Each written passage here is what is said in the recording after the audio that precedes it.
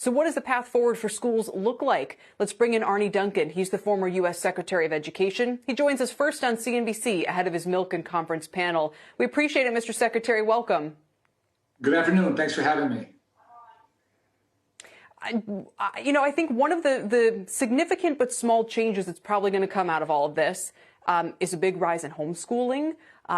Certainly a lot of parents have sent their kids now to private and parochial schools who wouldn't have done so in the past.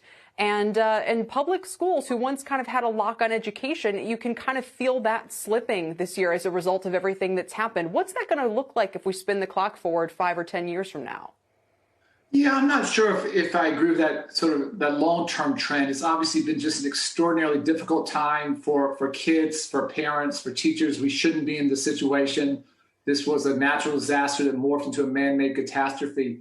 But at the end of the day, kids want to be in bricks and mortar schools. They want to be around their friends.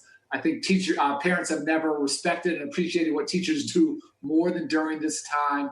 And so at some point, and it may not be soon, very honestly, but at some point as we get past this COVID epidemic, I'm hoping the vast majority of children will be able to return to bricks and mortar schools and enjoy not just the academic part, but the chance to be around their friends and all the social, emotional learning and benefits that go along with that. Yeah, I certainly understand. And some of the parents I'm referring to who have gone to private schools are doing so precisely to have that experience because they want their kids to be around other kids, especially their younger kids. One of the other innovations that has come about this year are these learning pods. And from the teacher's point of view, it's opened up a whole different kind of way of doing business. I don't know what the lasting power will be of that long term, but what would you kind of say about the phenomenon of teachers starting pods and kind of reinventing the way that education is disseminated? It's a great question. I've said all the time that for me, the goal is not to go back to quote unquote normal, whatever that was, because normal didn't serve too many children well enough. And we have to really use this time to try and reimagine and reinvent education. And so there are a couple sort of fundamental things that we should be thinking through that we have always done that maybe aren't in kids' best interest that we need to rethink now. Just give you a couple examples of that. One is rethinking the school calendar. We have so many kids around the country who are so far behind now. We always have had the summers off because we had kids working in the farms. That's not true anymore. And there are a lot of kids that need to catch up and need help. So we have to rethink that.